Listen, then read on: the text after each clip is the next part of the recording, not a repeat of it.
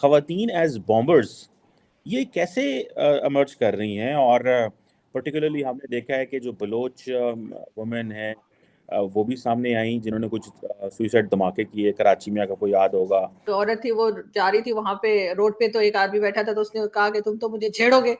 तो उसने कहा मैं क्यों छेड़ूँगा? फिर उसने कहा नहीं तुम तो मुझे छेड़ोगे, और ऐसे ही कहती रही, तो लास्ट में उस बंदे ने छेड़ ही दिया। तो वो कि अब ये ऑर्गेनाइजेशंस जो हैं वो अपनी वजूद के अंदर एक एवोल्यूशन के अंदर एक ऐसी फेज पे जा रहे हैं जहां पे उन्होंने अब वो रीथिंक कर रहे हैं, और उस रीथिंकिंग के प्रोसेस में वो एट सम लेवल औरतों का कोई रोल लाजमी तौर पे देख रहे हैं। वो बांग्लादेशी है, उनके साथ आपके रिलेशन अच्छे नहीं है, श्रीलंका के साथ अच्छे नहीं है, अब दुनिया में अमेरिका के साथ अच्छे नहीं है, अब तो जो अरबी हैं उन्होंने भी आपकी तरफ देखना बंद कर दिया। नहीं किसके साथ अच्छे हैं आपके? सर, रिलेशंस तभी अच्छे होते हैं जब इकोनॉमी अच्छी होती है। जिस तक चाहे वो कोई कंट्री हो, चाहे कोई इंडिविजुअल हो, अगर किसी के हालात खराब होंगे, पैसा नहीं होगा, तो उस वक्त दोस्त, रिश्तेदार, पड़ोसी सब छोड़ के भाग जाते हैं। और स्वात में हमने देखा कि जो फजलुल्लाह रेडियो स्टेशन चलाता था, उसकी रेडियो जो इलीगल एफएम रेडियो स्टेशन थी, मुल्ला फजलुल्लाह को मुल्ला एफएम भी कहते थे स्वात में। नमस्कार दोस्तों। तो पाकिस्तान में आतंकवाद इतना हावी हो चुका है कि पाकिस्तान की 5 वुमन जो आतंकी हमले की प्लानिंग कर रही थी वो पकड़ी गई है। और कुछ दिन पहले बलूचिस्तान में भी एक महिला ने बम ब्लास्ट किया था। मैं आपको बता दूं, पाकिस्तान में ऐसा हाल है इस टाइम कि पाकिस्तान में लगातार अटैक हो रहे हैं। पीओके में लोग प्रोटेस्ट कर रहे हैं कि हमें आज़ादी चाहिए। बलूचिस्तान में आज़ादी की मांग उठ रही है। इस टाइम पाकिस्तान का ये हाल है। आप देखिए जो पाकिस्तान की जनता है और पाकिस्तान के जो जर्नलिस्ट है क्या कह रहे हैं इस पर। वास्तव अगले दिन एक खबर आई 2-3 दिन पहले कि कोई 5 एक ख़वातीन जिनका ताल्लुक जो दाइश से है, स्टेट से है, उनको लाहौर से जो है वो गिरफ्तार किया गया है, लाहौर शेखुपुरा के इलाके से। ये हमें ये ज़रा बताएं कि ये ख़वातीन एज़ बॉम्बर्स ये कैसे इमर्ज कर रही हैं? और पर्टिकुलरली हमने देखा है कि जो बलोच वुमेन हैं वो भी सामने आईं जिन्होंने कुछ सुसाइड धमाके किए, कराची में, अगर आपको याद होगा, जो चाइनीज़ कन्फ्यूशियस इंस्टीट्यूट पे हुआ, और भी कुछ हुआ, अभी दाइश भी सामने आ रहा है। फिर कोई इनके ख़वातीन के प्रोपेगेंडा मैगज़ीन्स भी मौजूद हैं। ये हो क्या रहा है? ज़रा हमें बताएँ कि ख़वातीन कैसे इस प्रोसेस में या वो कैसे दहशतगर्द रवैये जो हैं वो अडॉप्ट कर रही हैं। नॉर्मली तो हम समझते थे मर्द हैं, मेल हैं, छोटी उम्र के लड़के होते हैं, मदरसों में जाते हैं, but this is something new. कुछ अरसे से हम जो है वो नोट कर रहे हैं। प्लीज़ हमें ज़रा इस हवाले से थोड़ा अपडेट। Thank you कमाचीमा।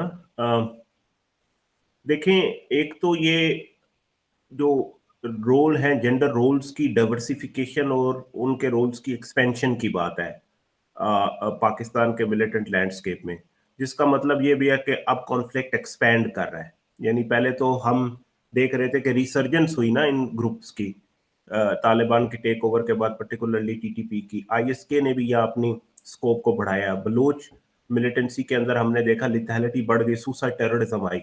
अब हम देख रहे हैं कि वो सुसाइड टेररिज्म औरतों, उनकी फीमेल जो ऑपरेटिव्स हैं या जो उनकी इंसर्जेंट्स हैं या मिलिटेंट्स हैं उनमें चला गया है। तो इसका क्या मतलब है? तो नंबर एक तो जो मैंने कहा कि ये जेंडर रोल्स की एक्सपेंशन और डाइवर्सिफिकेशन है, एंड जनरली कॉन्फ्लिक्ट एक्सपैंड कर रहा है। नंबर दो, इसका मतलब ये है कि अब ये ऑर्गेनाइजेशंस जो हैं वो अपनी वजूद के अंदर एक एवोल्यूशन के अंदर एक ऐसी फेज पे जा रहे हैं जहां पे उन्होंने अब वो रीथिंक कर रहे हैं, और उस रीथिंकिंग के प्रोसेस में वो एट सम लेवल औरतों का कोई रोल लाजमी तौर पे देख रहे हैं। वो जनरली हमारी सोसाइटी एक पैट्रियार्कल सोसाइटी है जिसमें हमने देखा है कि औरतों का रोल लिमिटेड होता है।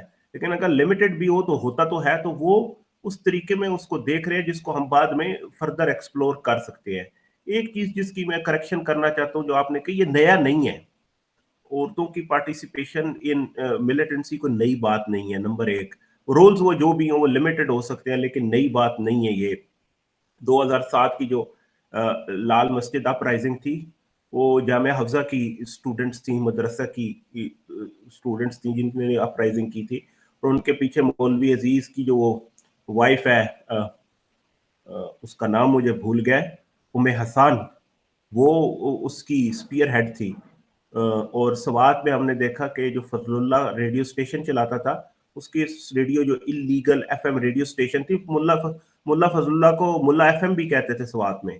तो जो पीक थी उसकी वो 2007 से 2010 का पीरियड, हमें 2009 तक का पीरियड है, उसमें जो उसके इलीगल एफएम रेडियो स्टेशंस के प्रोग्राम्स की सब्सक्राइबर्स थी या जो उसकी ऑडियंस थी वो ज्यादातर उर्दू में थी।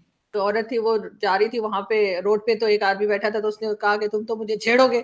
तो उसने कहा मैं क्यों छेड़ूंगा। फिर उसने कहा नहीं तुम तो मुझे छेड़ोगे, और ऐसे ही कहती रही, तो लास्ट में उस बंदे ने छेड़ ही दिया। तो वो वाली बात आप कर रहे हैं कि नहीं, आप कोई एडवेंचर करेंगे, जरूर करेंगे। मतलब हमारा कोई प्लान नहीं है सर, हमारे पास खाने को नहीं है, हमने एडवेंचर क्या करना है। और इस वक्त हम यही चाह रहे हैं कि जी जो हमारे रिलेशंस हैं वो हमारी नेबरिंग कंट्रीज के साथ अच्छे हों, और इस वक्त इकोनॉमी पे थोड़ा फोकस कर रहे हैं कि यहाँ पे जो हाल खराब है लोगों के, जो इलेक्ट्रिसिटी बिल वगैरह से, तो हम क्यों सर एडवेंचर करेंगे भारत में। आरजू जी, चाहने में और करने में बहुत फर्क होता है।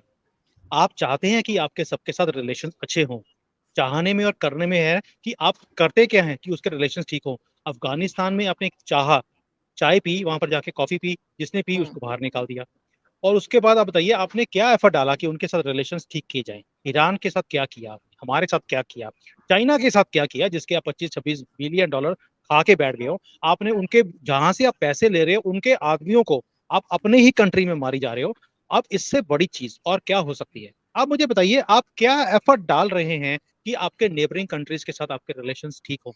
अब बांग्लादेशी है, उनके साथ आपके रिलेशन अच्छे नहीं है, श्रीलंका के साथ अच्छे नहीं है, अब दुनिया में अमेरिका के साथ अच्छे नहीं है। अब तो जो अरबी हैं उन्होंने भी आपकी तरफ देखना बंद कर दिया। नहीं किसके साथ अच्छे हैं आपके। सर, रिलेशंस तभी अच्छे होते हैं जब इकोनॉमी अच्छी होती है। जिस तक चाहे वो कोई कंट्री हो, चाहे कोई इंडिविजुअल हो, अगर किसी के हालात खराब होंगे, पैसा नहीं होगा, तो उस वक्त दोस्त, रिश्तेदार, पड़ोसी सब छोड़ के भाग जाते हैं, और आरजू जी, हर एक को जो है वो प्रॉब्लम नजर आती है। पाकिस्तान की इकोनॉमी ठीक होगी तो ही रिलेशंस ठीक होंगे। अगर आप बार कैसे बार किसी का मांगने के लिए जाएंगे तो रिलेशन कैसे सही होंगे। दरवाजा बंद आ, होगा, फोन नहीं उठेगा। आप मुझे बताओ कैसे ठीक होंगे। अभी वो एक फकार हैं आपके यहाँ पर, अपने शो में भी कई बार हमारे साथ इकट्ठे आए हैं। हम्म उन्होंने एक शो करवाया, कोई पीएचडी है, नाजिया थी, ये क्या, I don't remember her name now. Hmm and इतनी पढ़ी लिखी, she is a PhD, and she was saying कि देखिए जो आईएमएफ हमारे साथ कर रहा है बहुत गलत कर रहा है। आई वाज सरप्राइज्ड कि अगर पढ़े लिखे आदमी ऐसी बातें हम्म करेंगे कि आईएमएफ हमारे साथ गलत कर रहा है, उनकी शर्तें बहुत गलत हैं। मैंने बोला मैडम, वो तो आपको हम भी आईएमएफ में गए थे एक बार, श्रीलंका भी गया है अभी आईएमएफ में, दिवालिया होने के बाद। आईएमएफ ने जो शर्तें रखी उनके पास भी, आप अपनी जो गवर्नमेंट स्पेंडिंग है उसको कम कीजिए, मिलिट्री के एक्सपेंसेस को कम कीजिए, आपके पास पैसा आना शुरू हो जाएगा, उसको आप दोबारा से इन्वेस्ट करिए अपनी कंट्री में, आपकी कंट्री राइज करेगी। उन्होंने यही चीज हमें भी बोली थी। हमने एक बार पैसे लिए आईएमएफ से, उनकी शर्तें मानी, इंप्लीमेंट किया, आज we are the largest and the fastest growing economy in the world.